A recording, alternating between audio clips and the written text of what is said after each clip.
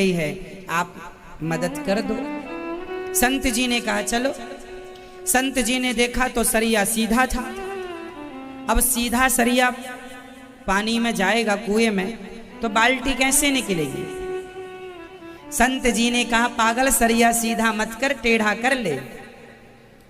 तो उस आदमी ने सरिया को क्या किया, बच्चे ने टेढ़ा कर लिया और टेढ़ा करके डाला तो कुएं की बाल्टी जो कुएं में गिर गई थी फंस करके आ गई। उस बच्चे ने कहा बाबा जी आपने कुछ समझा। उसने कहा बेटा हमने नहीं समझा, तू क्या समझाना चाहता है। लिए टेढ़ी टांग पकड़ लो, पार हो जाओ। राम जी आए त्रेता में, त्रेता के बाद आया द्वापर। तो द्वापर में भी लोग सीधे ही थे। राम जी सीधे तो भगत भी सीधा, सीधा सीधा मैच कर गया। पर द्वापर में श्याम सुंदर आए टेढ़े बनकर, क्योंकि कलयुग आने वाला था। कलयुग का आदमी सीधा कहाँ है, आदमी भी तो टेढ़ा है ना। तो टेढ़े को कांटा ही निकालेगा। टेढ़ी टांग वाले ने कहा मैं टेढ़ा इसलिए हूं, सीधी चीज अंदर चली जाए तो बाहर निकल आएगी, टेढ़ी अंदर एक तो जाएगी नहीं। और कन्हैया टेढ़ा एक बार चला गया भीतर तो बाहर निकलता नहीं है, इसलिए टेढ़ी टांग है, टेढ़ा कन्हैया। सरिया टेढ़ी होगी तो ही काम बनेगा। टेढ़ी टांग पकड़ में आ जाए तो छूटती नहीं है, इसलिए टेढ़े चरण पकड़ लो, भगवान के आश्रित रहना सीख लो। राम जी के चरण पकड़ लो या कृष्ण जी के, पकड़ लो, पकड़ लो, बस पकड़ लो जो तुम्हें अच्छा लगे। राम जी के चरण भी वही हैं, कृष्ण जी के चरण भी वही हैं, इनमें भेद नहीं करना है ना। कथा हमने सुनाई, जो हुआ सो सुनाया, पर भेद नहीं। भगवान ने प्रकट होकर उन्हें दर्शन दिया, कहा मैं ही राम हूँ, मैं ही कृष्ण हूँ, चाहे राम रूप में भजो चाहे कृष्ण रूप में भजो, मैं ही हूँ दोनों रूप में, चाहे राम कहो चाहे कृष्ण कहो। तो ऐसे भगवान पूतना का उद्धार करते हैं। पूतना लेकर उड़ी, भगवान ने प्राणों का पान किया, पूतना धड़ाम से गिरी। पूतना के शरीर इतना बड़ा था, अनेक चिताओं में जलाकर पूतना के शरीर का अंतिम संस्कार किया गया। अच्छा बताइए भगवान ने पूतना मौसी को कौन सी गति दी, स्वर्ग भेजा कि नरक भेजा कि बैकुंठ भेजा। बताओ भगवान ने पूतना को कहाँ भेजा, आप बताओ, आप बताओ। भगवान ने बैठे बैठे बताओ, पूतना को भगवान ने कहाँ भेजा, नरक, स्वर्ग या बैकुंठ। ये कोई नहीं बताएगा, ये भैया बताएंगे। कहाँ, नरक में। हाँ काम तो उसने ऐसे ही किया, जहर पिलाने वाले को तो नरक ही भेजेंगे, क्यों, सही है? आप सही कह रहे हैं कि जहर पिलाने वाले को तो नरक ही भेजना चाहिए, वो तो नरक जाने की ही अधिकारी थी। पर क्या करें, हमारे कन्हैया इतने दयालु जो हैं कि जहर पिलाने वाली को भी परम धाम प्रदान करते हैं। वो ये नहीं देखते कि इसने जहर पिलाया, वो दयालु हैं, वो भगवान हैं, वो दोष नहीं गिनते, हमारे अपराध नहीं देखते, हमारे अवगुण नहीं देखते, वो तो हमारा सिर्फ गुण देखते। इसलिए भगवान ने पूतना को कहाँ भेजा, बैकुंठ, अपने गौलोक धाम। जो गति पूतना को दी भगवान ने, वही गति कौशल्या को दी, वही गति माता यशोदा को दी, वही गति भगवान ने माता देवकी को दी। जो गति अपनी माँ को, वही गति जहर पिलाने वाली पूतना को। यही भगवान की कृपा, न जाने कौन से गुण पर दया निधि रीझ जाते। बड़े दयालु हैं भगवान। अच्छा भगवान दयालु हैं कि नहीं, आप बताओ, दयालु हैं? चलो कोई नहीं बताएगा, ये भैया बताएंगे। बताओ भगवान ने दया करके आपको क्या दिया, आपके पास ऐसी कौन सी चीज है जो भगवान ने आपको दया करके दी? भगवान ने आप पर कोई दया की? क्या दिया आपके पास, वो क्या है जो भगवान ने आपको दया करके? कोई नहीं बताएगा, ये भैया बताएंगे। हाँ भैया बताओ। माता पिता दिए, और बताओ। पत्नी, बच्चे दिए भगवान ने दया करके। पत्नी दी दया करके भगवान ने, बच्चे दे दिए। और क्या दिया दया करके भगवान ने आपको? हाँ, ये भैया से पूछ लो, बताओ आप जी, भगवान ने दया करके आपको क्या दिया? आपके पास ऐसी कौन सी चीज है जो ईश्वर की दया से मिली है? हाँ, क्या क्या है? सब लोग बताओ। ये मनुष्य का शरीर। पहले ये शरीर होगा तब तो पत्नी होगी, तब तो बच्चे होंगे,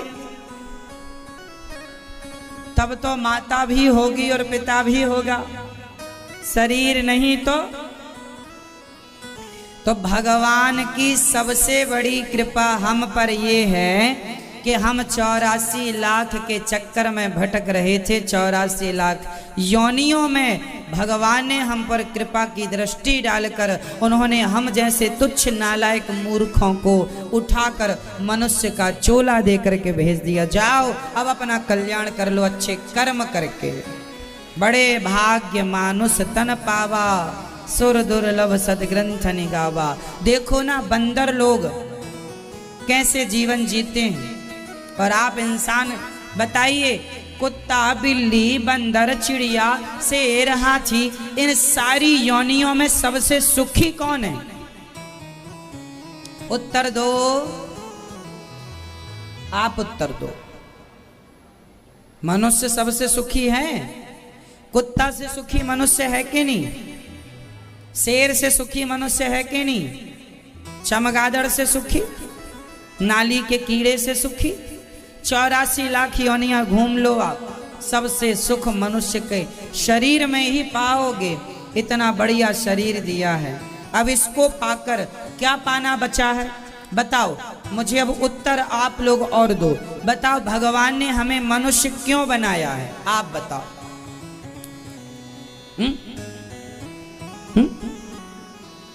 हाँ, आप बताइए भैया जी, चश्मा जो लगाए हैं, बताइए, बैठे बैठे बताइए आराम से। बताइए भगवान ने हमें मनुष्य का शरीर क्यों दिया है?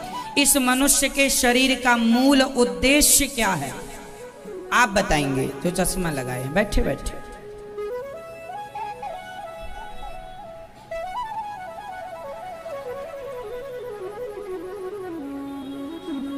अच्छा,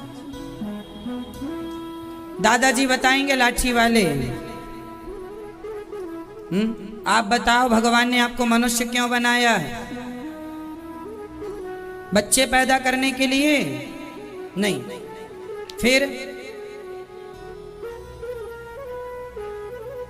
हाँ, भगवान ने हमें मनुष्य का शरीर क्यों दिया है?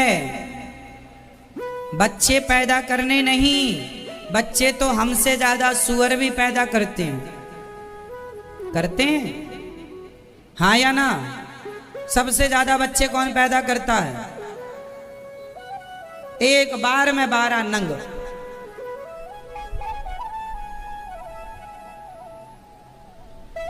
सबसे ज्यादा बच्चे सुअर पैदा करते हैं। कुत्ता भी पैदा कर लेता है, और भी कोई होगा तो वो मुझे पता नहीं है। चींटी भी, मैंने सुना है मच्छर मक्खी भी बहुत सारे बच्चे पैदा कर लेते हैं। सुना है, देखा नहीं है। कुत्ता सुअर का तो देखने में भी आता है। तो आप ये समझो कि मनुष्य का शरीर बच्चे पैदा करने नहीं मिला। जो आप लोग रोती रहती हो, महाराज बेटा नहीं है, महाराज बेटा नहीं है। अरे बेटा नहीं है तो कोई बात नहीं, मनुष्य का शरीर तो है। इस मनुष्य के शरीर से भगवान को क्यों नहीं पा लेते? जो नहीं है उसके लिए रोते हो, जो है उसका सदुपयोग क्यों नहीं करते? बेटा नहीं है, बेटा नहीं है तो रोने से मिल जाएगा तो रो लो। भगवान के लिए रोना सीखो। हम यहाँ बच्चे पैदा करने नहीं आए, ना खाने आए हैं पेट भर, खाने में लगे हो, खाने में लगे हो। खाना तो कुत्ता भी जानता है। सब कुछ कौन खाता है बताओ? वो कौन है जो सब खाता है?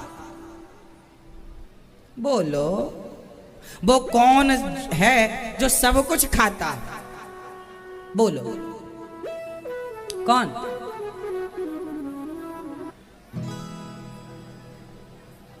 वो कौन है जो सब खाता है? पहले इसका उत्तर था कुत्ता, लेकिन आजकल मनुष्य भी हो गया है, क्योंकि पहले कुत्ता ही ऐसा था जो सब खाता था। कुत्ता क्या क्या खाता है? वो नाली के मलमूत्र से लेकर, मांस से लेकर हड्डी तक चबाता है। कुत्ता चारा भी खाता है। कुत्ता आपने देखा है, दूबा घास भी चबाता रहता है, उसे भूख लगी हो मिल जाए चबाता रहता है। तो कुत्ता ही ऐसा है, सब कुछ खाता है। उसके बाद दूसरे नंबर पे मनुष्य, जो वो कुत्ता भी हड्डी चबाता, तुम भी मुर्गी की टांग चबाती रहती हो। कुछ माताएं, इन्हें भी टांग अच्छी लगती है मुर्गी की। तो उस कुत्ते में और इस कुत्ते में अब कोई अंतर नहीं रहा, अपडेट हो गया ना सब। पहले एक कुत्ता था, अब तो घर घर कुत्ते हो रहे हैं। लोगों ने लिखवाया भी तो है, कुत्तों से सावधान, यहाँ कुत्ते रहते हैं, इन कुत्तों से सावधान जो इस घर में रहते हैं। पहले कुत्ता ही खाता था क्यों सब कुछ। सर्वभक्षी कौन? सर्वभक्षी कौन? जोर से। सर्वभक्षी उसे कहते हैं सब खाए, सब खाता है कुत्ता। सब का मतलब मलमूत्र भी खाता है, सब खा जाता है।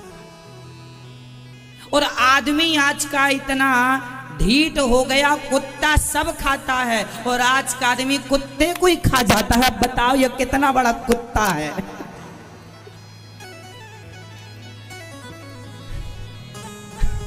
हाँ या ना? बोलो हाँ या ना? मैं नागालैंड गया एक बार, तो जैसे अपने यहाँ सब्जी की बाजार लगती है ना, आलू, बैगन, टमाटर, चुकंदर, मूली, गाजर, भिंडी, बरबटी, धनिया, वहां पर ये कुछ नहीं था, ना के बराबर। वहां कुत्ता टंगा था, डॉग। कुत्ता, कॉकरोच, बिच्छू, सांप मंडी में बिक रहे थे। आज सांप की सब्जी बनेगी, आज बिच्छू की बनेगी, है ना। चींटियों की चटनी और मेंढक का अचार वहां लोग खाते हैं। चाइना जो है ना, चाइना में यही चलता है। चाइना के लोग सांप की साग खाते हैं, मेंढक का अचार खाते हैं। क्यों खाते हैं? कुत्ता वहां खाते हैं, वहां का लोकल आदमी कुत्ता खाता है। कुत्ता भी आज मांस खाने वाले जो मछली खाते हैं, मुर्गी खाते हैं, ये लोग कुत्ता भी खाते हैं। कोई इन्हें मिल जाए तो छोड़ेंगे थोड़ी ही। आज मछली की टांग चूस रहे हैं, कल कुत्ते की टांग चूसेंगे। क्या भरोसा इन लोगों का। इसलिए पहले एक था कुत्ता,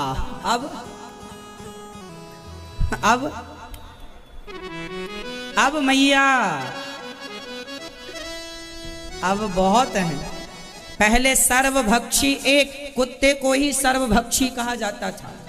कुत्ते को और सुअर को सर्वभक्षी है। आजकल आदमी सर्वभक्षी है। हाँ या ना? कुल मिलाकर कहना यह है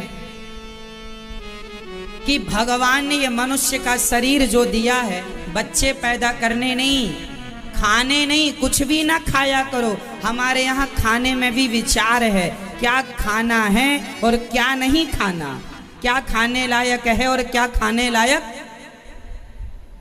बताओ क्या खाना चाहिए? जो खाने लायक है पहले वो गिनाओ आप लोग। मैया बोलो क्या खाना चाहिए?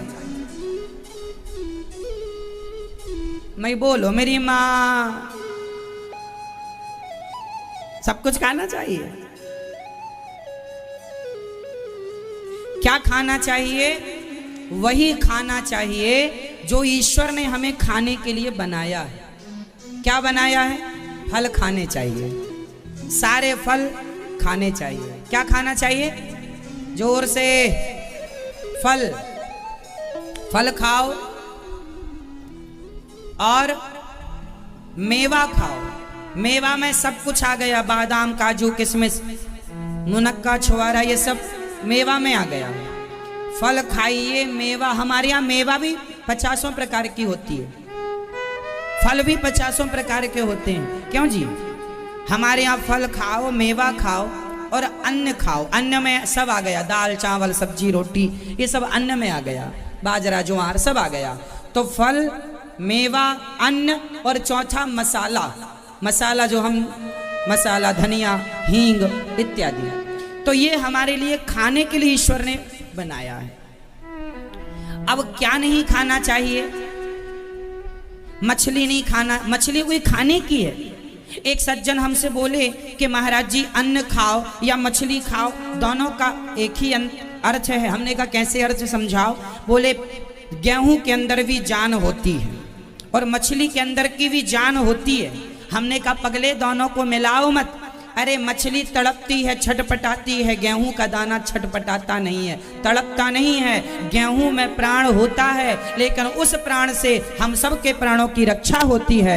इसलिए ईश्वर ने उसके प्राणों में हमारे प्राणों की रक्षा के लिए उसको बनाया है। जबकि आप मछली खाएंगे तो पहले उसके प्राण जाएंगे, पहले उसके प्राण जाएंगे।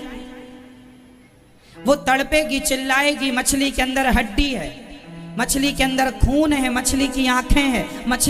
मछली आवाज लगाती, धीरे धीरे बोलती, कुछ भी तो बोलती होगी अपनी भाषा में, भाई हम ना सुन पाए, अलग विषय।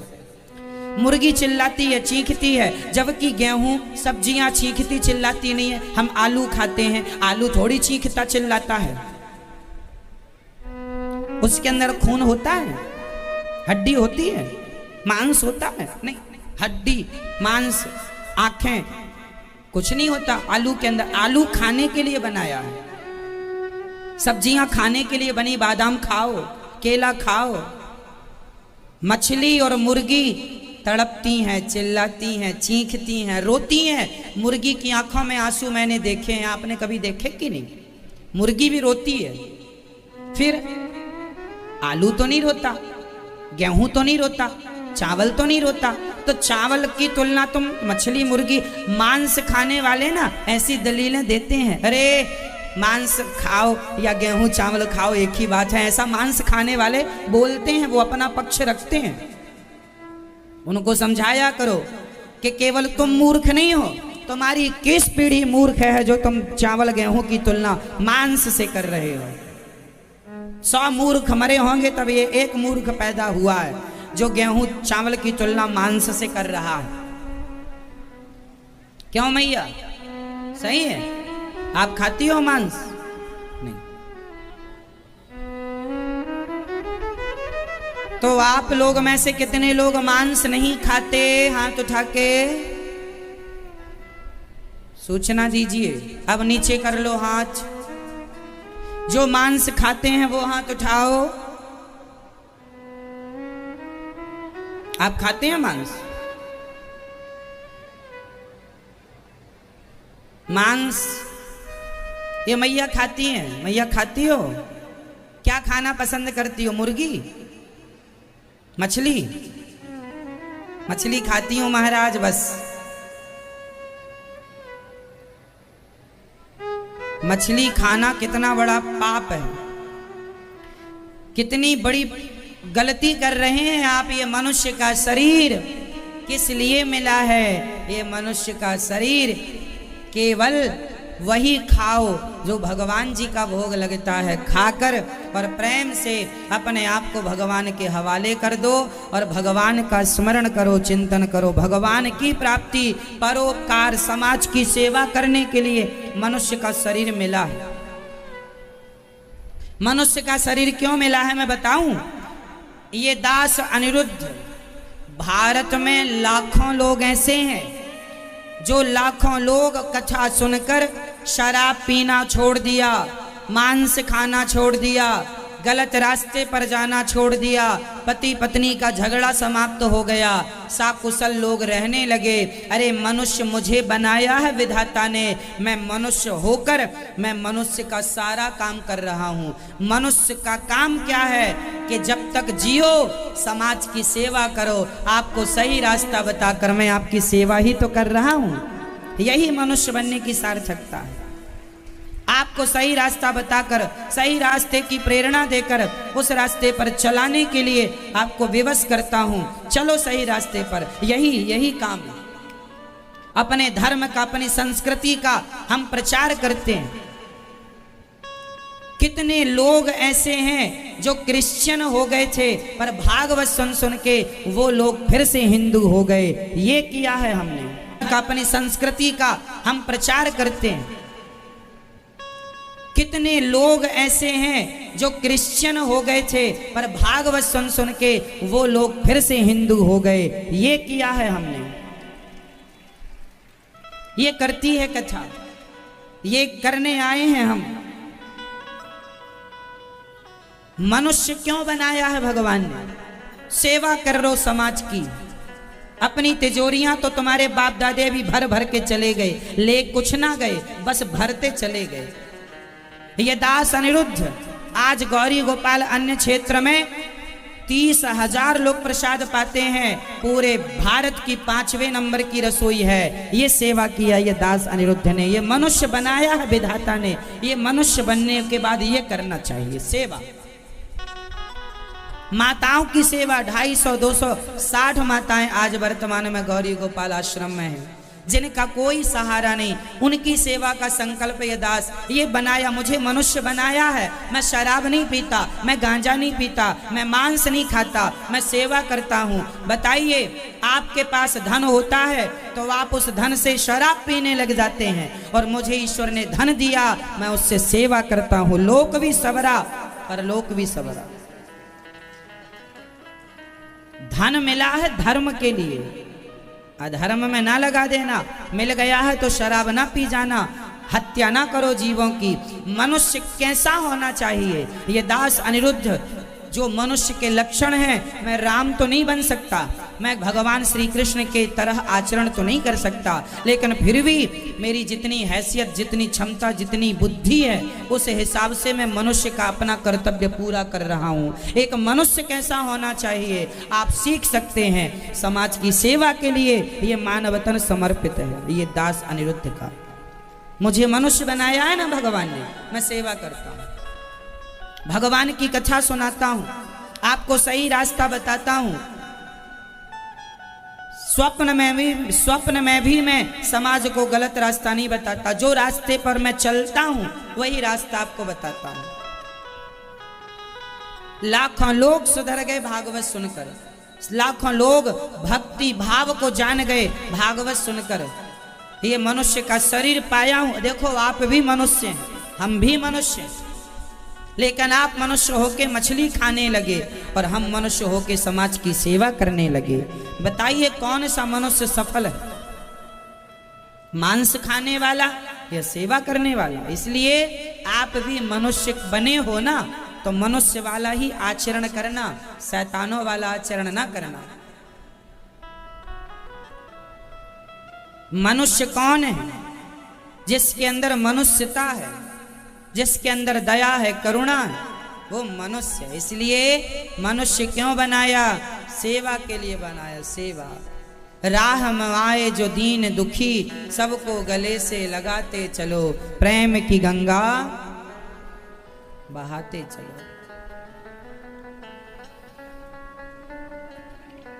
सेवा करो आप लोग भी, सही रास्ता बताओ अपने। आजकल तो बाप अपने बेटे को सही रास्ता नहीं बता पा रहा है। बोलो हाँ या ना? अब सोचो कि आज आप में से कितने बाप ऐसे हैं जो शराब पीते हैं। आप शराब पीते हैं तो सोचो आपका बच्चा किस रास्ते पर चलेगा। मतलब आप सबसे असफल बाप निकले। वो बाप असफल बाप है जो शराब पीता है। आप पिएंगे तो औलाद कैसी रहेगी? आप अपनी औलादों को, बच्चों को तुम सही रास्ता ना बता पाए मनुष्य होकर, तो औरों को क्या बताओगे? हम तुमसे क्या उम्मीद करें? और भगवान भी तुमसे क्या उम्मीद करेंगे? अब तुम खुद भटके हुए रास्ते पर चल रहे हो, मांस खा रहे हो, जुआ खेल रहे हो। ये कोई रास्ता है? ये नालायकों का रास्ता है। क्यों जी? मनुष्य का रास्ता क्या है? लड़ना झगड़ना तो कुत्तों का काम है, लेकिन आज का आदमी कुत्तों से ज्यादा झगड़ा करता है। तुम किस बात के मनुष्य हो ये बताओ? कलंक हो मनुष्य के नाम पर। दिन भर झगड़ा करते हो, दिन भर झगड़ा। तुम्हें झगड़ा करने भगवान ने मनुष्य बनाया है? दिन भर चुगली करते हो, दिन भर चुगली, इसलिए बनाया भगवान ने मनुष्य। अरे मनुष्य तो बने हो, सदा वाणी से भगवान का गुणगान करो, अच्छी बातें कहो, अच्छे विचार समाज को दो। आंखें दी, अच्छे ठाकुर जी का दर्शन करो, इस आंखों से कुछ अच्छा करो। इन आंखों से भी अच्छा हम कर सकते हैं क्या? सुंदर से जंगल तैयार कर सकते हैं ताकि आंखों को तसल्ली मिले कि हाँ ये जंगल हमने लगाया। लेकिन नहीं, लगे लगाए जंगल उजाड़े हैं, लगाए नहीं है जंगल। बड़ा गलत किया है हम लोगों ने प्रकृति के साथ, समाज के साथ, संसार के साथ बहुत छेड़खानी हो चुकी है। भूल गया आदमी कि मनुष्य का धर्म क्या है, हमें ईश्वर ने मनुष्य क्यों बनाया है। पूछ लो ये सवाल, 100 में से 99 लोग नहीं बता पाएंगे कि भगवान ने हमें मनुष्य क्यों बनाया है। पूछ लेना, आप पूछ लेना अपने पड़ोसियों से, डिस्कस करना इस प्रश्न पर, पूछना अपनी सखियों से, अपने दोस्तों से कि भगवान ने हमें मनुष्य क्यों बनाया। पूछना। कई लोग कहेंगे खाओ पियो मौज करो, इसके लिए बनाया। अरे खाओ पियो मौज की नीति तो कुत्ता भी अपनाता है, मौज तो कुत्ते भी कर रहे हैं, और तुमसे ज्यादा मौज कर रहे हैं, तब तो तुमसे ज्यादा बच्चे पैदा कर रहे हैं। तुमसे ज्यादा मौज तो सुअर कर रहे हैं, तब तो इतने बच्चे पैदा कर रहे हैं। फिर मौज करने नहीं आए यहां, खाओ पियो मौज करो, इसलिए मनुष्य बनाया भगवान ने। ये सब तो कुत्ते बिल्लियों के काम हैं, खाओ पियो मौज करो। हमारा काम मौज करने का नहीं है। हमारी मौज तो तब होगी जब हमारा मन भगवान के चरणों में लग जाएगा, तब मानो कि हमारी मौज हो गई। हमारी मौज मन भगवान में लग जाए तब मौज है। लोगों की मौज की परिभाषा क्या है? आजकल लोगों की मौज किसमें? भोगी आदमी भोग में मौज मानता है, लोभी आदमी धन में मौज मानता है, भूखा आदमी खाने में मौज मानता है, पर भक्त तो भगवान की कथा सुन के मौज मानता। मौज हो गई, आज खूब कथा सुनने को मिल गई, मन एकाग्र हो गया, मन वश में हो गया, मन की चंचलता मिट गई, ये मौज हो गई। हमारी मौज अलग है, आपकी मौज की परिभाषा बताइए। मौज की परिभाषा क्या होती है? किसे मौज कहते हैं? कौन मौज में है? भोगी के योगी, पापी के पुण्यात्मा? किसकी मौज है, पापी की या पुण्यात्मा की? पापी की मौज थोड़ी देर की है, अभी अभी मौज कर ले, पर पुण्यात्मा तो सदा मौज में रहता है, हर क्षण मौज में। इसलिए मौज पाप नहीं मेरी माँ, गलत रास्ते को मौज ना मान लेना कि खाओ पियो मौज करो। मौज की भी परिभाषा अलग है।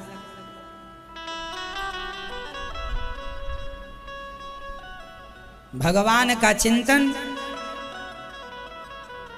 करना चाहिए, भगवान का ध्यान सदा रखना चाहिए। हे नाथ, मैं आपको कभी भूलूं नहीं। जिस परमात्मा ने सब कुछ दिया उसे भूल कर प्राप्त क्या करोगे? काम करो और भगवान को याद रखो।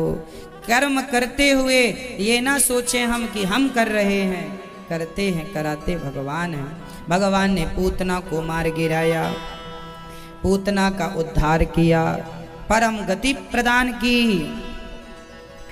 भगवान करवट बदले, शकटासुर आया, भगवान ने छकड़े पर बैठे शकटासुर को मार गिराया, और तृणावर्त आया, सो तृणावर्त को मारा। इसके बाद भगवान का श्री गर्गाचार्य जी ने नामकरण संस्कार कराया। भगवान के संस्कार, नामकरण संस्कार। आप लोग भी अपने बच्चों का संस्कार याद रखा करो। संस्कार क्या है? आपके बच्चे लायक बने, समाज की सेवा करें। देखो, दो काम होते हैं। एक वो काम होता है शास्त्र जिस काम की आज्ञा देता है वो करना चाहिए, और शास्त्र जिस काम को मना करता है वो नहीं करना चाहिए। क्या करना है क्या नहीं करना, जीवन में इतनी सी बात समझ में आ जाए तो आप बहुत सारे परेशानियों से बच सकते हैं, बहुत सारी परेशानियों से बच सकते हैं। क्या करने लायक है और क्या करने लायक नहीं, बताइए। कर्म बड़ा होता है कि धर्म? कर्म बड़ा है कि धर्म? आप बताइए। धर्म, कर्म, कर्म बड़ा, ऐसा आप कह रहे हैं। बताओ जी भैया, कर्म बड़ा है कि धर्म? जीवन में क्या होना जरूरी है, कर्म या धर्म? बोलो, क्या होना जरूरी है? क्या? धर्म। क्या होना जरूरी है जीवन में? दादा आप बताइए। कर्म, आप बताइए। कर्म, आप बताइए। कर्म, आप बताइए। दोनों? दादाजी आप बताइए, जीवन में कर्म जरूरी है या धर्म जरूरी है? जोर से और जोर से। धर्म की कर्म? जीवन में जरूरी है धर्म। धर्म होगा तो कर्म होगा। इसको मैं समझाता हूं, समझेंगे तब समझ में आएगा, यूं नहीं समझ में आएगा। समझो, कर्म और धर्म क्या चीज होती हैं? अच्छा बताओ, आप लोग यहां बैठे कथा सुन रहे हैं, ये आप कर्म कर रहे हैं, हाँ या ना? आंखों की पलक झपक रही है, वो क्या हो रहा है? बोलो, कर्म हो रहा। आंख अपना कर्म, दिल अपना कर्म कर रहा है, पंपिंग कर रहा है। बोलो हाँ या ना? दूध बेचने वाला दूध बेच रहा है, क्या कर रहा है? अपना क्या? कर्म। शराब बेचने वाला शराब बेच रहा, क्या कर रहा है? अपना कर्म। इस संसार में सब कुछ कर्म ही है। आप दूध पी रहे हैं तो आप कर्म कर रहे हैं, और आप शराब पी रहे हैं तो आप क्या कर रहे हैं? वो भी कर्म है भाई। शराब पीना भी कर्म है, दूध पीना भी कर्म है, हाँ या ना? बोलो हाँ या ना? शराब पीना भी कर्म है, दूध पीना भी कर्म है, गाय की पूजा करना भी कर्म है, और जो गाय पर तलवार चला रहे हैं वो अपना कर्म कर रहे हैं, वो भी उनका कर्म होगा। क्यों जी? हम बकरे को हरी घास डाल रहे हैं, वो भी कर्म है, और बकरे के ऊपर कोई तलवार चला रहा, वो भी कर्म। सब कुछ कर्म है। इसलिए कर्म तो सब कुछ है, पर जब तक धर्म का ज्ञान नहीं होगा तब तक आप कर्म नहीं कर सकते। कर्म आप करेंगे तो गलत कर लेंगे। धर्म क्या कहता है बताइए? दूध पीना अच्छा है या बुरा है? जोर से। दूध पीने का कर्म अच्छा है कि बुरा? जोर से।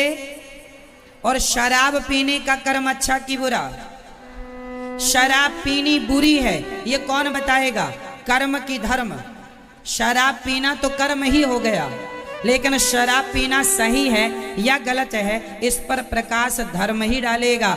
धर्म ही बताएगा कि शराब पीना गलत है, दूध पीना सही है, गाय को चारा डालना सही है, गाय की गर्दन काटना गलत है, ये कौन बताएगा? धर्म। इसलिए जिसको धर्म का विधिवत ज्ञान होगा वही सही कर्म करेगा, जिसको धर्म का ज्ञान नहीं होगा वो गलत कर्म कर डालेगा। वो आप जो गलत कर्म कर रहे हैं इसलिए क्योंकि आपको धर्म का ज्ञान नहीं। एक छोटा सा एग्जाम्पल मैं आपको देता हूं, समझिएगा। बातें बड़ी गहरी हैं समझदार के लिए, ना समझने वाले के लिए तो सब 22 पसेरी। 22 पसेरी जानते हैं, कहावत है, सब बराबर, उसे बोलते हैं सब 22 पसेरी। सुनो,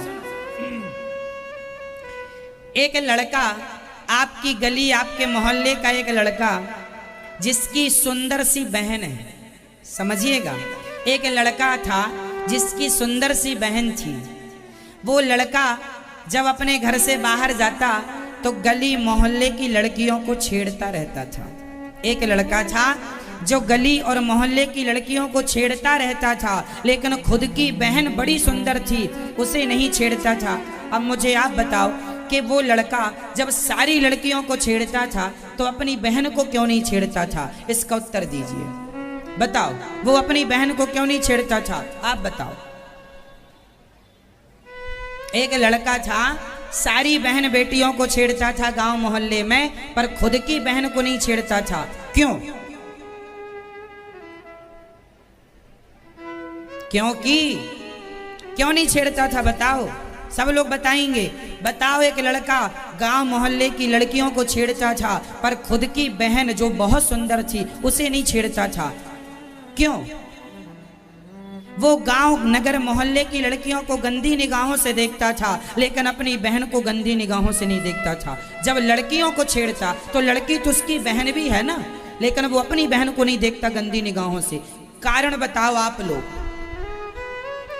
क्योंकि वो जानता है कि ये मेरी बहन है, और धर्म कहता है कि बहन को कभी गंदी निगाहों से नहीं देखना चाहिए। मतलब वो 2 कौड़ी का लड़का जो बहन बेटियों को छेड़ता है वो भी धर्म जानता है।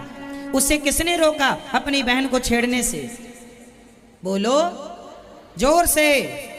उसकी माँ ने नहीं, उसके बाप ने नहीं, उसके भीतर जो कोने में कहीं ना कहीं जरा सा धर्म है वो रोक रहा है। यार तेरी बहन है, ये तेरी बहन है, इसे क्या देख रहा है, किस नजर से देख रहा है?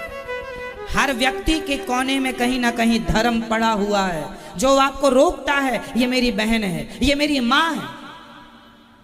लेकिन वही जब धर्म किनारे हो जाता है तो दूसरे को देखता है, ये लड़की जा रही, उससे गंदी निगाहों से देखता, गंदे गंदे कमेंट्स करता है।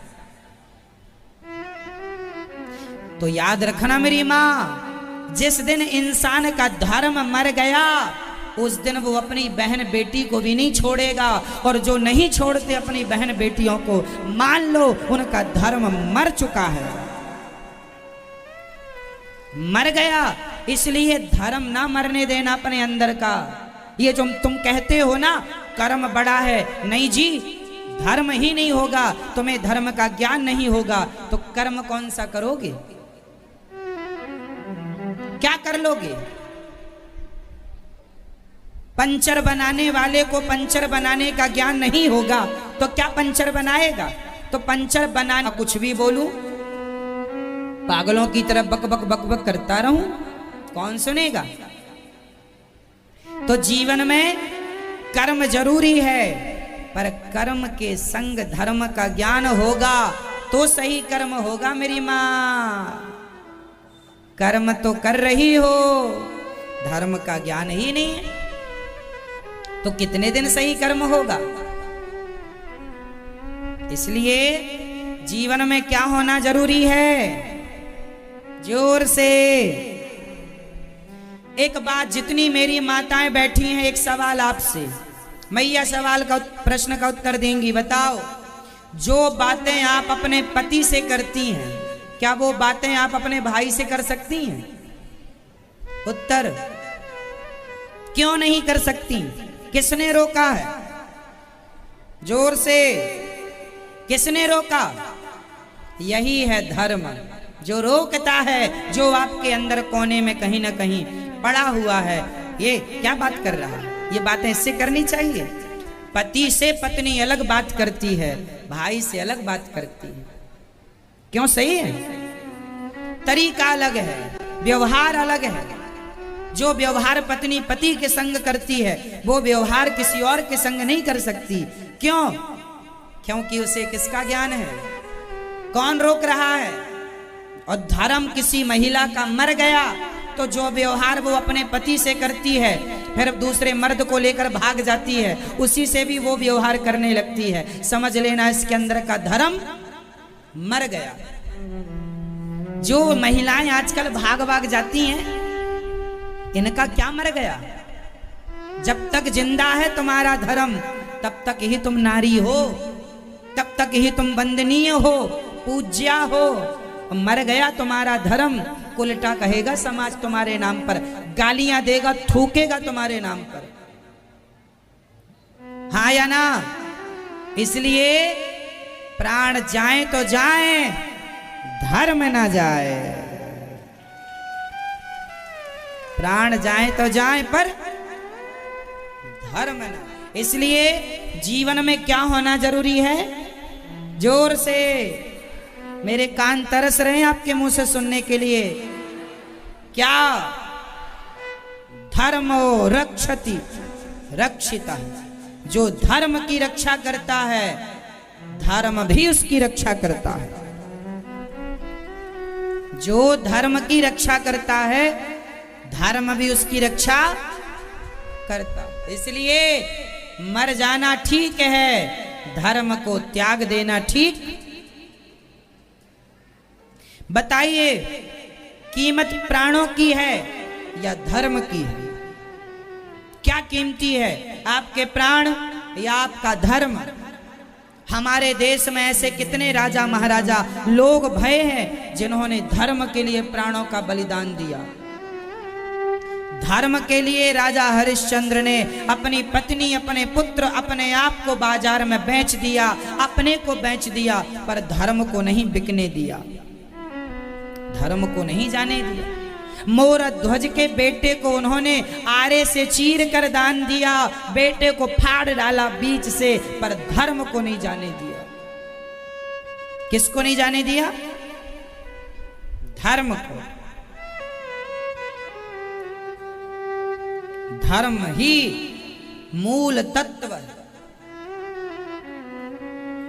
धर्म है तो मैं अनिरुद्धाचार्य हूं, धर्म है तो मैं इंसान हूं, धर्म है तो मैं कुछ हूं, और धर्म नहीं, कुछ भी नहीं। धर्म नहीं तो क्या है आप? आपके अंदर धर्म ही नहीं है। कुछ भी खाते हैं आप लोग, मांस वांस खा लेते हैं, आपके अंदर का धर्म मर गया है, इसलिए आप मांस खाते हैं। धर्म जिंदा होगा, वो धर्म कहेगा किसी की हत्या अपने स्वार्थ के लिए करता है, तुझे शर्म नहीं आती? धर्म मर गया लोगों का, इसलिए मछलियां खानी शुरू कर दी, इसलिए मुर्गियां खानी शुरू कर दी, इसलिए गाय खानी शुरू कर दी, इसलिए बकरा खाना शुरू कर दिया। धर्म मर गया। जिंदा है जिनका, वो आज भी नहीं खा रहे हैं मांस, जिंदा है अभी धर्म। मर गया उन लोगों का जो गलत रास्ते पर चल पड़े हैं। आपसे हाथ जोड़ के विनती करता हूं, आप लोग अपने भीतर के धर्म को मत मरने दीजिएगा, अपने धर्म को जीवित रखेंगे। और धर्म कैसे जीता रहेगा? जैसे तेल डालते रहोगे तो दीपक जलता रहेगा, ये धर्म का दिया भी तब तक जलेगा जब तक सत्संग का तेल डालते रहोगे। इसलिए सत्संग करना अनिवार्य है। सत्संग करेंगे तो धर्म को तेल मिलता रहेगा और वो प्रज्वलित रहेगा, प्रकाश देता रहेगा। सत्संग जरूरी है, इसलिए कहता हूं कथाएं रोज सुना करो, भागवत से जुड़ो, भागवत सुनो। आप बताइए, धर्म का ज्ञान भी आपको भागवत से तो हो रहा है? आपको पहले धर्म का इतना ज्ञान कहाँ था जितना अब हो गया? क्यों हो गया? अरे भागवत ही धर्म का प्रचार करती हैं, इसलिए भागवत अपने पूर्वजों के लिए पोथी पाठ कराया करो। जब आपका धर्म पर पूरे भारत में आध्यात्म जगत का इतना बड़ा परिवार केवल ये अनिरुद्धाचार्य परिवार ही है, आप शेयर करिए सब तक कथा। बताइए कथा अच्छी लग रही है आपको या नहीं? किस किस को अच्छी लगी? बताइए कथा से आपका जीवन बदलता है या नहीं, बदल रहा है या नहीं? तो औरों का भी बदलेगा। आप भी अपना मोबाइल निकाल के चैनल को सब्सक्राइब कर लें और शेयर करें। आप यहाँ कथा शुरू होने से तुरंत व्हाट्सएप फेसबुक में लिंक भेज दिया करो कथा की, और आपके फ्रेंड सखा दोस्त सब लोग सुना करेंगे, सहेलियां सुना करेंगी। मैया बच्चे को सुलाते सुलाते चलो दोनों जन सो जाते हैं।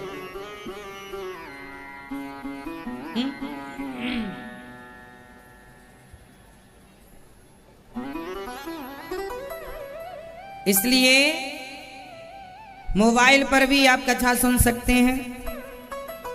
और 7 बजे प्रश्नोत्तरी होती है, अभी 7 बजे प्रश्नोत्तरी होगी। जो भी सवाल रहा करे आप प्रश्नोत्तरी में पूछ लिया करो।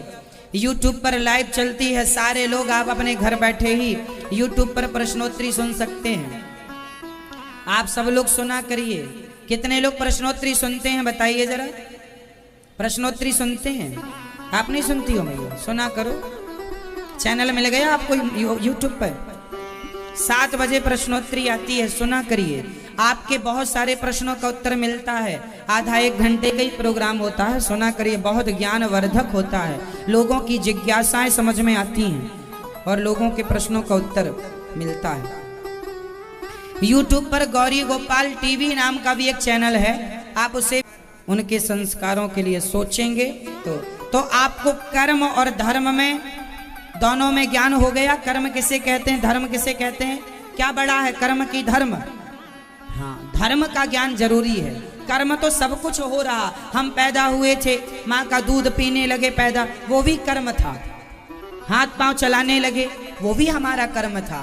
कर्म तो हम जन्म से ही शुरू कर देते हैं। आंखों की पलक झपक रही है, ये भी कर्म है। दिल धड़क रहा है, ये भी कर्म है। लेकिन हम जन्म लेती कर्म तो स्टार्ट किए, पर धर्म का ज्ञान तो हमें बाद में ही हुआ। क्या सही है क्या गलत? इसलिए कर्म से बड़ा धर्म है। धर्म है तो कर्म सही होगा, धर्म नहीं है तो क्या कर्म करेंगे आप? रावण ने भी कर्म किया, सीता माँ को चुराया, वो भी कर्म था, लेकिन वो गलत कर्म कर लिया क्योंकि उसे धर्म का ज्ञान था रावण को, तो गलत कर्म क्यों किया? तो ज्ञान था पर उस ज्ञान को आपने माना नहीं, तो भी ऐसा ज्ञान किसी काम का नहीं। जो ज्ञान तो है पर आप मानते नहीं है, चरितार्थ नहीं करते, उतारते नहीं है जीवन में, तो उस ज्ञान का भी हम क्या करेंगे बताइए? आप बड़े ज्ञानी हैं पर ज्ञान का आप अमल नहीं करते जीवन में, तो हम क्या करें उस ज्ञान का? वो ज्ञान अच्छा है जो ज्ञान अमल में लाया जाए, जैसे चरितार्थ किया जाए, चरित्र में उतारा जाए, स्वभाव में उतारा जाए, व्यवहार में उतारा जाए, वो ज्ञान श्रेष्ठ है। क्लियर हो रहा है? इसलिए कथा सुनना चाहिए। आज के युवाओं को कथा सुनना चाहिए। आज के युवा लोग ही गलत रास्ते पर हैं। इन्हें ये सोचते हैं हम बड़े होशियार हैं, कर्म ही पूजा है। आपने कई जगह लिखा भी देखा होगा, कर्म ही पूजा है। कर्म पूजा है मानता हूं, पर वो सेंटेंस अधूरा है। कर्म पूजा है तब जब कर्म धर्म युक्त हो, तब पूरा हो गया। वो कर्म जो धर्म से जुड़ा है वो कर्म अच्छा है, वरना कौन सा कर्म पूजा है? माँ बाप को मारना ये भी कर्म है, तो क्या आप इस कर्म को पूजा कह देंगे? पत्नी अपने पति को मारे, ये भी कर्म कर रही है, मारना भी एक क्रिया कर्म है, तो क्या इस कर्म को पूजा कह देंगे? कौन सा कर्म पूजा है? जब तक धर्म उसमें ऐड नहीं होगा तब तक कौन सा कर्म पूजा?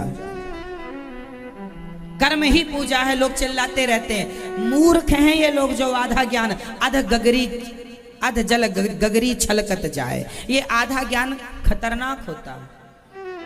कर्म ही पूजा है, केवल इतना ज्ञान खतरनाक।